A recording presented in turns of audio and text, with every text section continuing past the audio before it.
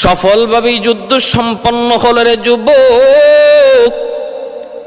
আল্লাহর নবী ফিরে আইতেছেন, কাফেলা নিয়ে তিনি মদিনায় ফিরে আসবেন।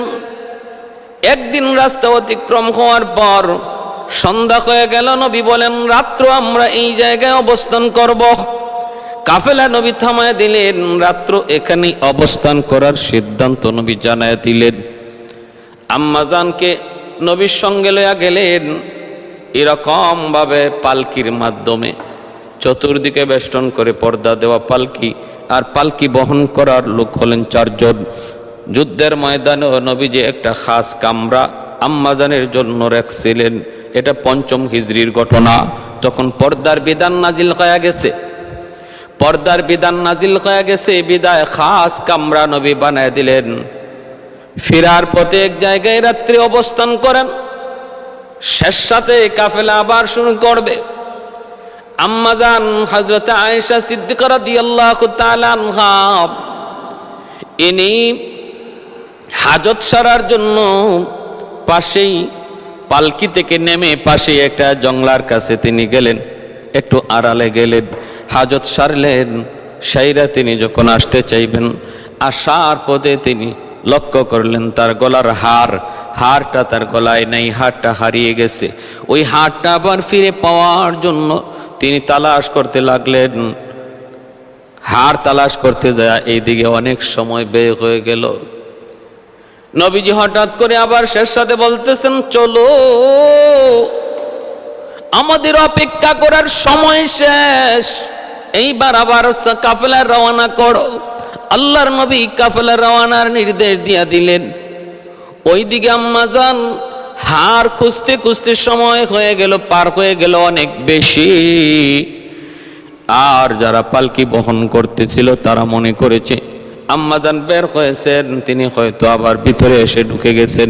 এত সময় তো হাজত সারার জন্য লাগার কথা না।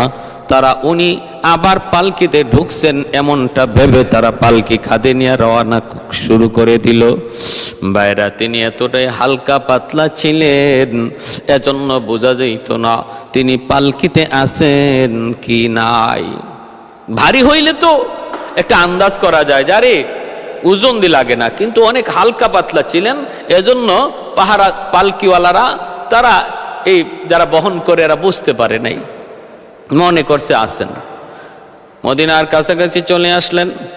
আর এইদিকে আম্মাজান তিনি যখন কাফেলার কাছে আসলেন, আয়েশা দেখেন নবী নাই। আল্লাহর নবী সহ কাফেলা রওনা দিয়ে চলে গেছে। তিনি ডানে বামে দেখলেন, কোথাও দেখা যায় না, সারা শব্দ নাই। তিনি বুঝতে পারলেন কাফেলা অনেক দূর আগায় গেছে, অতএব হতাশা করে লাভ নাই। আমি যদি এই জায়গা ছেড়ে অন্যত্র চলে যাই, আমি যদি পাগলের মতো দৌড়াদৌড়ি শুরু করি, আমি যদি এই জায়গা ভুলে যাই, তাহলে বিপদ আরও বেশি ঘটবে। কারণ মদিনার পাশে যাওয়ার পর আল্লাহর নবী যখন তালাশ করে দেখবেন আমি নাই, তখন আমার তালাশে এই পর্যন্ত নবী আসবেন, লোক পাঠাবেন। অতএব অন্যত্র কোথাও গেলে বিপদ আরো বাড়বে, সারা কমবে না। এটা বুদ্ধিমতির কথা। আল্লাহ পাক যে কি পরিমাণ বুদ্ধি দিয়েছিলেন, কি পরিমাণ বুদ্ধি ছিল, জ্ঞান ছিল, গরিমা ছিল, এটা এর প্রমাণ। আমরা হইলে ওই সময় হাই হুতাশ করতে করতে, হায় তুমি কই, হায় আমার লোক কই, হায় আমার আব্বা কই, হায় আমার আম্মা কই, কইয়া কইয়া যেখানে আসলে এখান থেকে আরো 5 মাইল দূরে গিয়া সে খুঁজতে থাকতো। আর এদিকে যে লোক হারাইছে এই লোককে জাগা মতো আইয়া তার কোনো বংশ পাইতো না। এটাই হলো হাই হতাশ। ধৈর্যের বিপদের সময় যদি কেউ ধৈর্য না ধরে, বিপদের সময় যদি তার সুষ্ঠু জ্ঞান না থাকে, তাহলে এইভাবে বিপদ আরো বাড়তে থাকে। আর বিপদের সময় যদি কেউ সুষ্ঠু জ্ঞান রেখা ঠান্ডা মাথায় চিন্তা করে, আল্লাহ এর সমাধান বের করে দেয়। ভাইরা, নবীজি ঠিকই মদিনার পাশে গেলেন। আর ওইদিকে আল্লাহর নবী একজন লোক হযরত সাফওয়ান রাদিয়াল্লাহু তাআলা আনহু নামে একজন সাহাবীকে, নবীজি সবসময় একটা আদত ছিল, কাফেলার পিছনে একজন লোক রাখতেন, যিনি কেউ যদি কাফেলার কিছু ফালায়া যায় এটা যেন তিনি কুরায় আনতে পারেন। এজন্য সবসময় নবীজি কাফেলার পিছনে একজন লোক থাকতেন। আর ওই লোক ছিলেন হযরত সাফওয়ান রাদিয়াল্লাহু তাআলা আনহু। তিনি যখন কাছে আসলেন, আইসেই দেখতেছেন একটা গাছের সঙ্গে হেলান দিয়ে আল্লাহর নবীর পবিত্র বিবি হযরত আম্মাজান আয়েশা সিদ্দিকা রাদিয়াল্লাহু তাআলা আনহা, ইনাকে পর্দার আয়াত নাজিল হওয়ার আগে হযরত সফওয়ান তিনি আম্মাজানকে দেখেছিলেন, এজন্য চিনে ফেলছেন। চেহারাটা দেখা মাত্রই তিনি বলতেছেন ইন্না লিল্লাহি ওয়া ইন্না ইলাইহি রাজিউন। আম্মাজানের চোখটা তখন কিছুটা লেগে গেছিল, কিছু কিছু ঘুম ঘুম ভাব আসছিল।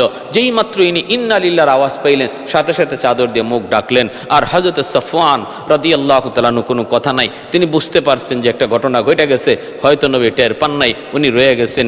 উটটা রেতে সামনে আগায় দিলেন, আম্মাজান উটের পিঠে উঠলেন, আর হযরত সফওয়ান তিনি উটের লাগাম ধরে মদিনার দিকে রওনা দিলেন। আর দ্বিতীয় কোনো কথা নাই, একটাই শুধু আওয়াজ ছিল ইন্না লিল্লাহি ওয়া ইন্না ইলাইহি রাজিউন। কেন আপনি এখানে থাকলেন, কি হয়েছিল, কোনো প্রশ্ন নাই, আম্মাজানও কোনো জবাব নাই। তিনি উটের পিঠে উঠলেন, মদিনায় পৌঁছলেন। ঘটনা এখানেই শেষ হয়ে যাওয়ার কথা, কিন্তু না, মদিনার মুনাফিকের দল তারা এটাকে সুবর্ণ সুযোগ মনে করে নিল।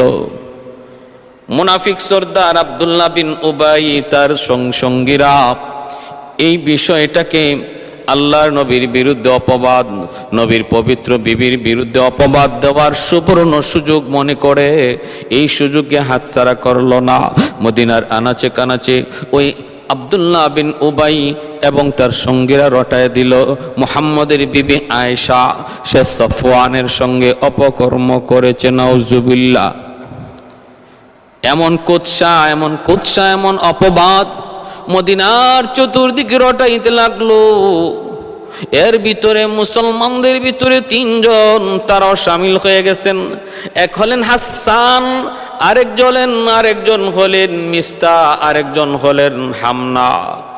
এই তিনজন, হাসান হলেন কবি, আর মিস্তা হলেন বদরি, আর হামনা হলেন নবীজির পবিত্র বিবি হযরত জয়নব রাদিয়াল্লাহু তাআলা আনহার ছোট্ট বোন হামনা, তার মানে নবীর শালী। তিনিও অপবাদ রটনাকারীদের সাথে শামিল হয়ে গেলেন। জেনে শুনে নয়, বুঝে শুনে নয়। ভাইয়েরা বন্ধুরা, ঘটনা এমন হয়ে গেল, আল্লাহর নবী চতুর্দিকে অপবাদের খবর নবীজি শুনতেছেন, আল্লাহ নবী শুনতেছেন, সাহাবায়ে কেরাম তারাও শুনতেছেন। কিন্তু নবীজি কেমন করে নিজেরে সহ্য করবেন, সামলাইবেন? আল্লাহ নবী তিনি দেখতেছেন মুসলমান তারা কিছু এর মধ্যে শামিল হয়ে গেছে। অপবাদ আর অপবাদ, নবী নীরব, আল্লাহ নবী নীরব, নিস্তব্ধ হয়ে গেলেন। এইবার নবীজি এর সমাধান কি করে করবেন নবী বুঝেন না। এটা জীবনের প্রথম, আল্লাহর নবী এমন একটা বিপদের মধ্যে জীবনের প্রথম পড়লেন, সমাধান কেমনে কি করবেন? যদি তিনি ওই মুনাফিকদের বিরুদ্ধে নবী দাঁড়ান, নবী যদি ওদের জবাব দেন, এর যদি সমুচিত জবাব দেন, আর যদি নির্বিচারে বিচার ছাড়া তিনি আম্মাদানকে তিনি নিজে গ্রহণ করেন আর ওদের বিপক্ষে হুকুম দেন, তাহলে দুশ্মনগুলা বলবে নিজের স্ত্রী তো, নিজের বিবি তো, এজন্য কোনো তদন্ত নাই, কোনো বিচার নাই, বরং আমরা যারা গাইলাম, আমরা যারা বললাম আমাদের দোষ, এই ধরনের কথা বলার সুযোগ পেয়ে যাইত। যে আজকে মুহাম্মদের নিজের বিবি হওয়ার কারণে সে কোনো তদন্ত করে নাই, বিচার করে নাই। আল্লাহর নবী হতাশ হয়ে গেলেন। হযরত হামনা রাদিয়াল্লাহু তাআলা আনহা তিনিও তো আল্লাহর নবীর পবিত্র বিবি জায়নাব রাদিয়াল্লাহু তাআলা আনহার বোন, তিনিও কেন এদের ভিতরে শামিল হয়ে গেলেন? কারণ ছিল তার বোন হযরত জায়নাব রাদিয়াল্লাহু তাআলা আনহা, ইনি ছিলেন নবীজির একজন পবিত্র বিবি, আর আয়েশাও নবীজির একজন পবিত্র বিবি। তাহলে তারা হলেন সতীন। অতএব ভাইরা, হাম্মাদান আয়েশা সিদ্দিকা রাদিয়াল্লাহু তাআলা আনহার পরে সুন্দরী ছিলেন হযরত জায়নাব রাদিয়াল্লাহু তাআলা আনহা। এজন্য হামনা চিন্তা করলেন আয়েশাকে যদি এই জায়গা থেকে সরানো যায় তাহলে আয়েশার জায়গায় অবস্থান করবে আমার বোন। এই ঈর্ষা নিয়ে তিনিও অপবাদকারীদের সঙ্গে তাল মিলাইলেন। এমনকি নিজের বোন হযরত যায়েনব রাদিয়াল্লাহু তাআলা আনহাকেও তিনি বলতেছেন, তুমিও একটু শামিল হও, তুমিও একটু শামিল হও, আয়েশা তো তোমার সতীন, অতএব তুমিও একটু শামিল হও। কারণ দুনিয়ার রসুম হলো সতীন, সতীনকে কোনোদিন মেনে নিতে পারে না। সর্বদা তাদের মধ্যে দ্বন্দ্ব থাকে, ভুল বুঝাবুঝি থাকে, একজন আরেকজনকে হেয় করা থাকে। কিন্তু ঐতিহাসিকগণ লিখেছেন, রে যুবক, ইসলামের ইতিহাসের জন্য একটা জ্বলন্ত প্রমাণ হয়ে থাকবে, উদাহরণ হয়ে থাকবে, দৃষ্টান্ত হয়ে থাকবে। আজকে যেই ঘরের মধ্যে সতীন রয়েছে তাদের জন্য দৃষ্টান্ত হয়ে থাকবে। আমার মা বোনেরা খেয়াল করে শোনো, সুন্দরীর দিক দিয়ে দুজনের মধ্যে ছিল প্রতিযোগিতা। আম্মাদান আয়েশা আর হযরত যায়েনব রাদিয়াল্লাহু তাআলা আনহা, এই দুইজনের মধ্যে ছিল প্রতিযোগিতা। তার অতএব হিসাবে তাদের মধ্যে হিংসা বেশি থাকার কথা। কিন্তু হযরত যায়েনব রাদিয়াল্লাহু তাআলা আনহা বোনের প্রশ্নের জবাবে বলতেছেন, সাবধান সাবধান, একবার বলেছিস আর বলবি না। কারণ আয়েশা কেমন চরিত্রবান, আয়েশার চরিত্র কতটা পবিত্র এটা আমি জানি। এটা আমার কাছে সূর্যের মতো পবিত্র, সূর্যের মতো পরিষ্কার। একজন মহিলার উপরে না জানিয়া এরকম অপবাদ দেওয়া, তার চরিত্রের উপরে কলঙ্ক লেপন করা, সেটা কোনো ভালো মানুষের কাজ নয়। শুধু সন্দেহ করিয়া, প্রমাণ না দেইকা, না যাই না কারো চরিত্রের উপরে কলঙ্ক লেপন দুনিয়াতে এর চেয়ে নিকৃষ্ট কোনো কাজ হইতে পারে না। রে বোন, সাবধান, তুই এই পথ থেকে ফিরে আয়।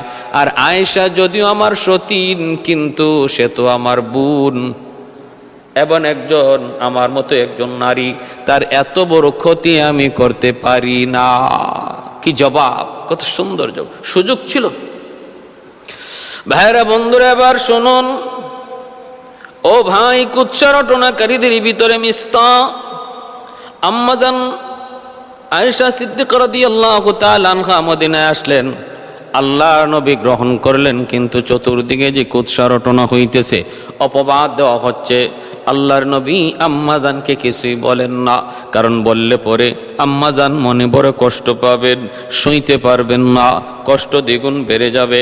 কারণ নবী ভালো করে জানতেন আয়েশা নির্দোষ, আয়েশার চরিত্রে কোনো ধরনের কলঙ্ক নাই, আর আয়েশার কলঙ্কিত কাজ করতেও পারে না। এই ব্যাপারে নবীজির কোনো সন্দেহ নাই, পুরাপুরি ইয়াকিন। কিন্তু করবেন কি, কিভাবে এই অবস্থা টেকেল দিবেন, এই ব্যাপারে নবীজি ছিলেন পেরেশান। আল্লাহর পক্ষ থেকে ওহীর অপেক্ষা করতেছেন, ওহীর অপেক্ষা করেন নবীজি। ভাই, মাস কেটে যাইতেছে, আল্লাহর পক্ষ থেকে ওহী আসে না। আল্লাহর নবী আরো চিন্তিত। একদিকে আল্লাহ পাকের নীরবতা, ওহী না আসায় বোঝা গেল আল্লাহ নীরব। আর একদিকে কুৎসা রটনাকারীদের কুৎসা, অপবাদকারীদের অপবাদ, গীবতকারীদের গীবত। নবীজি দুটা বিষয় কেমন করে ট্যাকেল দিবেন, মিম্বরে উঠলেন। ওইটা নবী একটা খুতবা দিলেন, ভাষণ দিলেন। নবী বলতেছেন, শোনো, আজ আমি নবীর আমার পবিত্র পরিবার নিয়া কুৎসা রটনা করার ভিতরে মানুষ কি স্বাদ পায় আমি জানি না। তোমরা সফওয়ানকে ভালো করে চেনো, সফওয়ানের চরিত্র ভালো করে জানো, তাহলে কেন এই অন্যায় করা হচ্ছে, কেন এই অন্যায় করা হচ্ছে? আল্লাহর নবী মদিনার মসজিদের মিম্বরে দাঁড়ায় নবী মনের ব্যথা তিনি পেশ করলেন। নবী কিছুই বলতে পারেন না, শুধু এতটুকু বলেছেন, কেন এই অন্যায় আমার সাথে, কেন এই অন্যায় আমার পরিবারের সাথে, কেন এই অন্যায়? হঠাৎ করে আউস গোত্রের একজন নেতা হযরত উসাইদ রাদিয়াল্লাহু তাআলা আনহু, একজন সাহাবী, মদিনার প্রসিদ্ধ দুইটা গোত্র, একটা আউস আর একটা খাজরাজ। ওই আউস গোত্রের একজন আনসার সাহাবী উসাইদ রাদিয়াল্লাহু তাআলা আনহু খেপে গেলেন। খেপে তিনি বলতেছেন, নবী গো, অনুমতি দেন, যারা এমনটা করে আমরা গর্দান উড়ায় দেই। কিন্তু এই কথাটা বলা মাত্রই খাজরাজ গোত্রের লোকগুলা ওনার কথার প্রতিবাদ করলো। কারণ কুৎসা রটনাকারীদের আর ওই অপবাদকারীদের ভিতরে অধিকাংশই ছিল খাজরাজ বংশের লোক। এমনকি মুনাফিক সর্দার আব্দুল্লাহ বিন উবাই, সেও খাজরাজ। এরা প্রতিবাদ করলো। এক পর্যায়ে দুই গোষ্ঠী, যাদের সাথে পূর্ব থেকেই দ্বন্দ্ব ছিল, আল্লাহ নবী আয়েশা তাদের দ্বন্দ্ব মীমাংসা করে দিছিলেন। কিন্তু এই বিষয়ে তারা আবার যেন নিজেদের মধ্যে দ্বন্দ্বে জড়ায় যাওয়ার উপক্রম, আল্লাহ নবী কোনো রকম মীমাংসা করে দিলেন, কোনো রকম নবী মীমাংসা করে দিলেন। এই হচ্ছে মদিনার হালত। মদিনায় এমন চলতেছে, চারদিকে শুধু আনাগোনা, মুখে মুখে এক কথা, মুখে মুখে এক কথা বাতাসে ছড়ায়া গেছে। আল্লাহর নবী আম্মাদান আয়েশা সিদ্দিকা রাদিয়াল্লাহু তাআলা আনহাকে কিছুই জানান না, কিন্তু আম্মাদান কিছুটা টের পেয়ে গেছেন কিছু না কিছু ঘটছে। কারণ নবীজি আগের মতো আল্লাহর নবী আম্মাদানের সাথে কথা বলেন না, আগের মতো নবীজি পাশে আইসা বসেন না, আগের মতো নবী হাসি তামাশা করেন না, একটু খুশ গল্প করেন না, সর্বদা চিন্তিত। আল্লাহ নবী সর্বদা চিন্তিত, এমনটা বুঝে আম্মাজান কিছুটা আঁচ করতে পেরেছেন। আল্লাহর নবীর ভিতরে পরিবর্তন কেন আসলো, কি জন্য আসলো, নবীজির পরিবর্তন কেন, আল্লাহর নবী আগের মতো না কেন, এই প্রশ্নটা মনের ভিতরে ঘুরপাক খাইতেছিল। একদিন জবাব পাওয়া গেলেন। নবীজির পাশে একজন মহিলা, নবীজির পাশে একজন মহিলা, ওই মহিলা আয়েশা আল্লাহর নবীর বিবি আম্মাদান আয়েশা সিদ্দিকা রাদিয়াল্লাহু তাআলা আনহাকে জানায় দিল সে তার ছেলে মিস্তাহ। ওই মিস্তার ব্যাপারে বলতেছে, নাম হলো বারিরা। বারিরা বলতেছে মিস্তা ধ্বংস হোক। আম্মাদানের সামনে ওই বারিরা নামক মহিলা বলতেছে মিস্তা ধ্বংস হোক। আম্মাদান বলতেছেন ঘটনা কি? মিস্তা তোমার সন্তান, তারে ধ্বংস হওয়ার বদ্ধ করো। তখন বারিরা বলতেছে কেন গো আম্মাজান, তুমি কি কিছু শোনো নাই? বলে কি কিছুই শোনো না? না। কয় হায় হায়, মদিনার প্রতিটা অলি গলিতে তোমার বিরুদ্ধে বদনাম, তোমার বিরুদ্ধে ষড়যন্ত্র, তোমার চরিত্রের উপরে কলঙ্ক লিপন করা হয়েছে। এই কথাটা শোনা মাত্র এই জন্য আসমান ভেঙে পড়ল আম্মাজানের মাথায়। চিন্তিত হয়ে পড়লেন, বললেন কি হয়েছে একটু বলেন। বলে সফওয়ানের সঙ্গে যে এসেছ এজন্য মক্কার মদিনার মুনাফিকরা আর মুসলমানের ভিতরে কয়েকজন, এর ভিতরে আমার পোলা মিস্তা, তারা তোমার বিরুদ্ধে অপবাদ রটাইতেছে, কোৎসা রটাইতেছে, কলঙ্ক, তোমার চরিত্রে কলঙ্ক লেপন করার চেষ্টায় রত রয়েছে। এজন্য আমি বলেছি মিস্তা ধ্বংস হোক। আম্মাদান অবাক হয়ে গেলেন, ভেঙ্গে পড়লেন। নবীজি এইবার তিনি বুঝতে পারলেন আল্লাহর নবী কেন এত চিন্তিত, এত মর্মাহত, নবীকে কেন তিনি হাসি খুশি পান না, আল্লাহর নবীকে কেন তিনি আগের মতো পান না। এইবার তিনি বুঝতে পারলেন। তখন তিনি বলতেছেন ইয়া রাসূলুল্লাহ, ঘরের মধ্যে আয়েশা তিনি বলতেছেন ইয়া রাসূলুল্লাহ, ওগো নবীজি আমি আমার আব্বা আম্মার কাছে একটু যাইতে চাই, যদি অনুমতি দেন। নবী বলতেছেন ঠিক আছে আয়েশা একটু যাও, মা বাবার কাছে যাও। আম্মাজান আরো কষ্ট পাইলেন। এই অনুমতি পাওয়ার পর তিনি তো খুশি হওয়ার কথা, কিন্তু না, কষ্ট আরো বেড়ে গেল। কারণ তিনি জানতেন আল্লাহর নবীর কাছে কোনোদিন তিনি বাপ মার কাছে যাইতে এত তাড়াতাড়ি অনুমতি পান না। কারণ মহিলারা বাবার বাড়ি যাওয়ার অনুমতি স্বামীর কাছ থেকে এত তাড়াতাড়ি পায় না। কোনো না কোনো কিছু ঘটলে এমন হয়, বুঝা গেল ডাল মে কুছ কালা হয়। নবীজিও মনে মনে চাইতেছিলেন আয়েশা যেন তার চোখের সামন থেকে একটু সরে। কারণ একদিকে আল্লাহ পাকের নীরবতা, আল্লাহ পাকের নীরবতা, আল্লাহর পক্ষ থেকে ওহী নাই, আল্লাহ পাকও কিছু জানান না। আর একদিকে ওই অপবাদকারীদের অপবাদ। ওই অবস্থায় নবীজি তিনিও মনে মনে চাইতেছেন যেন বাপমার কাছে একটু ঘুরে আসে। আল্লাহ নবীর কাছ থেকে অনুমতি নগদে পাওয়ার কারণে আম্মাজানের মনে আরো কষ্ট বাড়লো। হায় হায়, তাহলে আমার নবীও কি আমাকে কিছুটা অপছন্দ করেন? নবীর মনেও কি তাহলে কিছুটা সন্দেহ ঢুকে গেল নাকি? কিছুটা সন্দেহ ঢুকে গেল নাকি? ভাইরা বন্ধুরা, ও ভাই, এবার একটু খেয়াল করে শুনুন। নবীজির কাছ থেকে অনুমতি নিয়ে তিনি চলে গেলেন বাপমার বাড়িতে। গেলেন তো গেলেন, ভাইরা বাপ মার কাছে গেলেন, যা দেখেন মা বাবাও তারা চিন্তিত। আম্মা জান খান না, ঠিক মতো ঘুমান না, না খাইতে খাইতে একদম শুকায় কঙ্কাল সার হয়ে যাচ্ছেন। মা বারবার বুঝাইতে চেষ্টা করেন, মা সবর করো, আল্লাহর কাছে সাহায্য চাও, আল্লাহ আল্লাহ তোমাকে সাহায্য করবে। মা আল্লাহর কাছে সাহায্য চাও, আল্লাহ তোমাকে সাহায্য করবে। মা সান্ত্বনা দেয়, তবু আম্মাদান খানা খান না। খানা তো পেটের ভিতরে যায় না, যায় না, যায় না। কারণ একজন পুত পবিত্র একজন মহিলার চরিত্রে যখন কলঙ্কের দাগ দেওয়ার চেষ্টা করা হয়, দুনিয়াতে তার চেয়ে এর চেয়ে বড় কষ্টের, এর চেয়ে বড় নির্যাতন, এর চেয়ে বড় নির্যাতন আর কিছু হয় না। একজন চরিত্রবান পুত পবিত্র নারীর চরিত্রে যদি কলঙ্ক লেপন করে দেওয়া হয়, এর চেয়ে বড় আঘাত তার জীবনে আর কিছু হয় না। কেমন করে সইবেন? একদিকে আল্লাহর নবীর পবিত্র বিবি, আরেকদিকে মিথ্যা অপবাদ। সাধারণ কোন নারী নয়, নবীর বিবি। মা যতই বুঝান, মানেন না, সবর করতে পারেন না। একদিন আল্লাহর নবী নিজে আয়েশা ঘরে ঢুকলেন। বাইরের ভিতরে নবীজি আবু বকর সিদ্দিক রাদিয়াল্লাহু তাআলা আনহুর পরামর্শ নিলেন। পরামর্শ আবু বকর সিদ্দিকের নয়, কারণ সিদ্দিকের মেয়ে তো বাবার মেয়ের কাছ থেকে পরামর্শ কি বাবার কাছ থেকে কি পরামর্শ নিবি? হযরত ওমরের কাছ থেকে পরামর্শ নিলেন, ওসমান আলীর কাছ থেকে পরামর্শ নিলেন। তিনজনের এক কথাই, নবী গো কসম করে আমরা বলতে পারি আয়েশা নিষ্পাপ, আয়েশা নির্দোষ, কোনো দোষ থাকতে পারে না।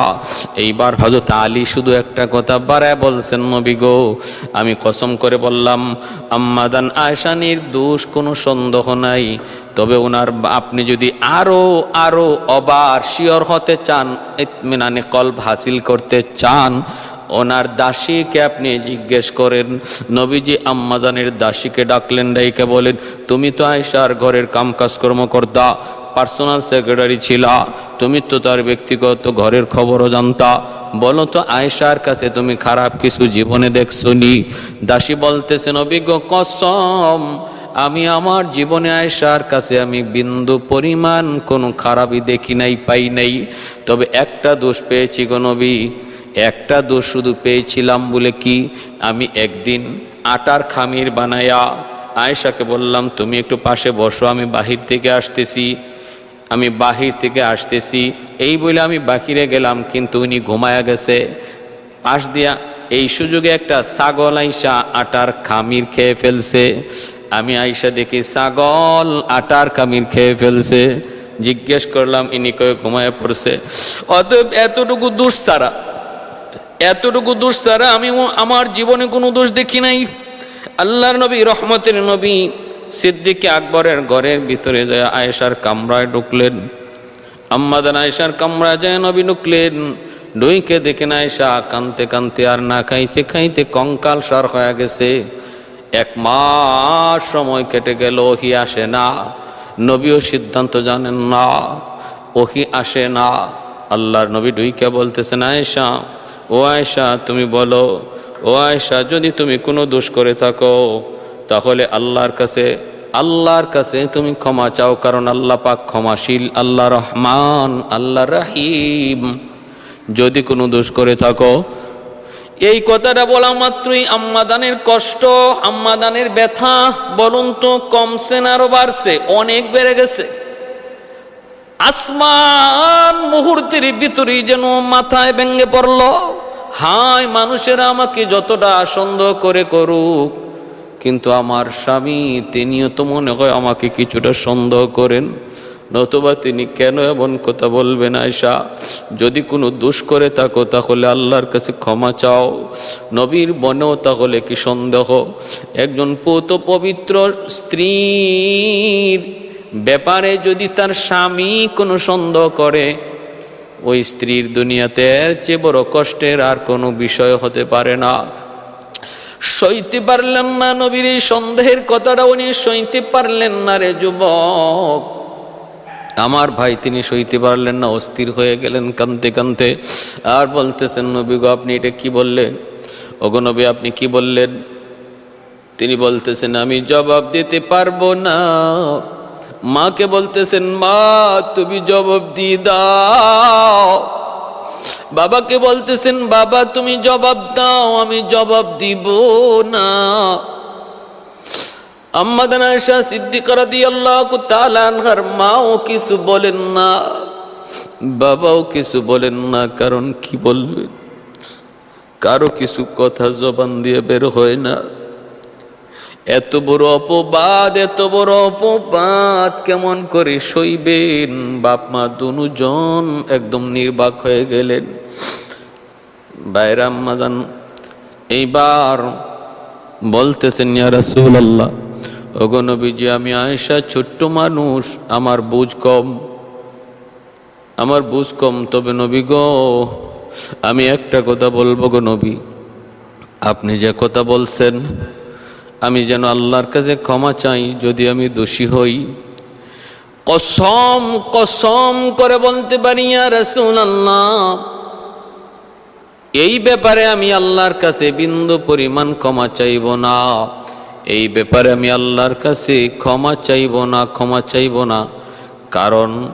কারণ আমি জানি আমি নির্দোষ, আমার আল্লাহও জানেন আমি নির্দোষ। একজন দোষী মানুষ তার দোষ অস্বীকার করা যেমন অপরাধ, একজন নির্দোষ মানুষ নিজেকে দোষী বলা সমান অপরাধ। আমি নির্দোষ, আমি যদি বলি আমি দোষ করেছি তাহলে আমি চরম অন্যায় করলাম, কারণ আল্লাহ জানেন আমি নির্দোষ।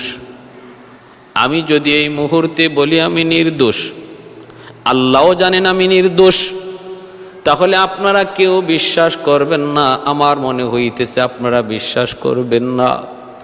আর যদি বলি আমি দোষী, হয়তোবা আপনারা বিশ্বাস করবেন, কিন্তু আমার আল্লাহ জানেন আমি নির্দোষ, আমি দোষ করি নাই।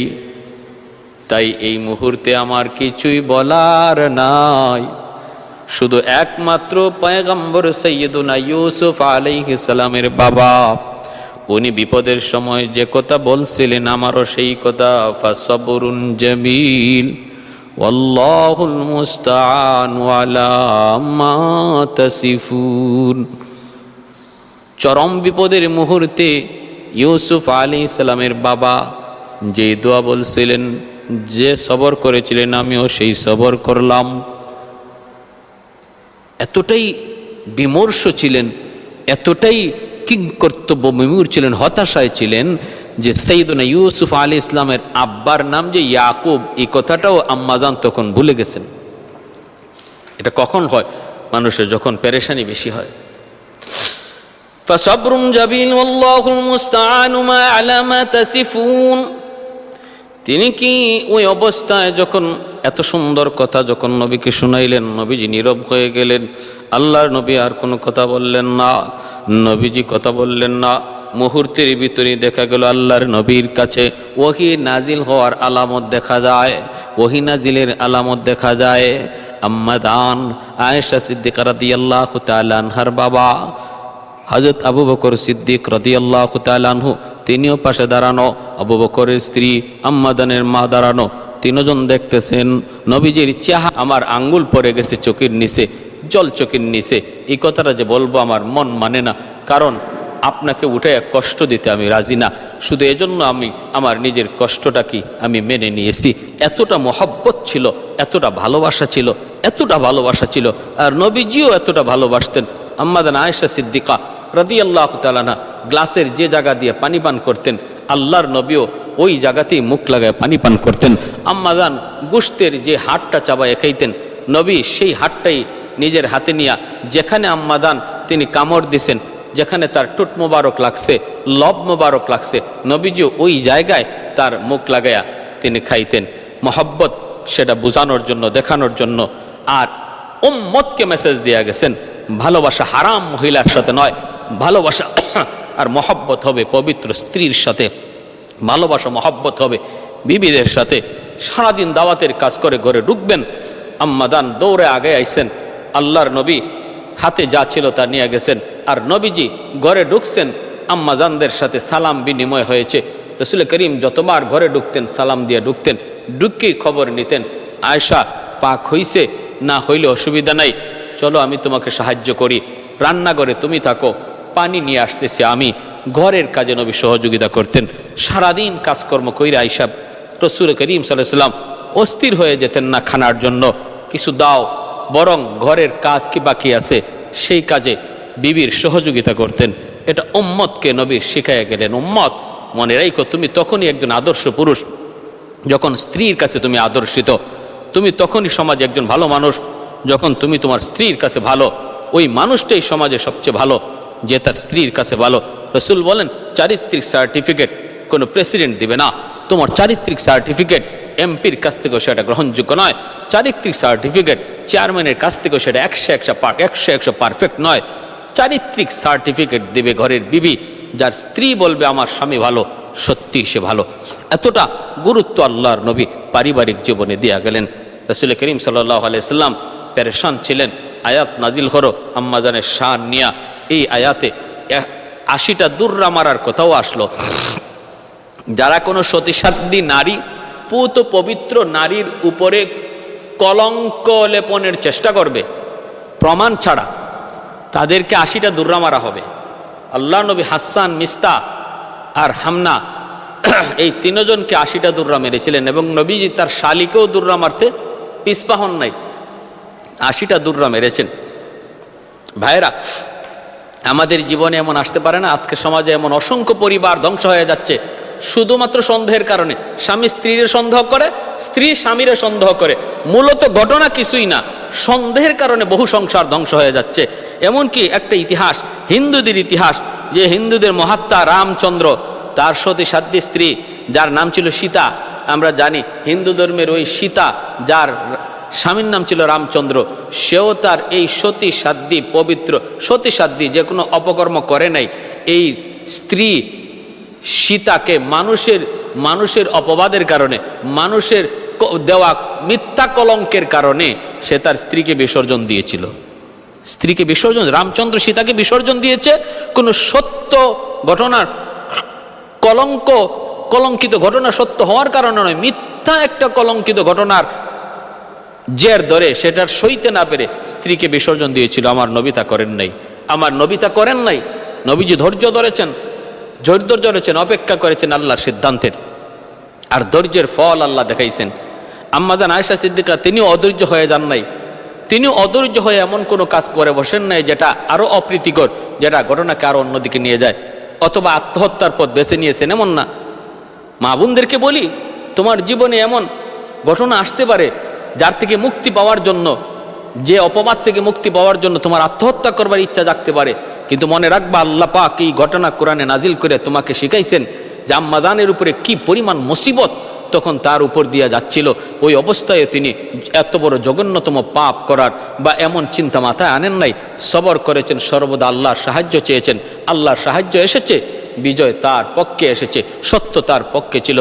আর আল্লাহর নবীও সবর করেছেন, আম্মাদান আয়েশার ব্যাপারে চূড়ান্ত সিদ্ধান্ত নেন নাই, তিনি সবর করে করে সিদ্ধান্তে উপনীত হয়েছেন। জয় হয়েছে আল্লাহর নবীর, জয় হয়েছে ইসলামের, জয় হয়েছে আম্মাদান আয়েশা সিদ্দিকার।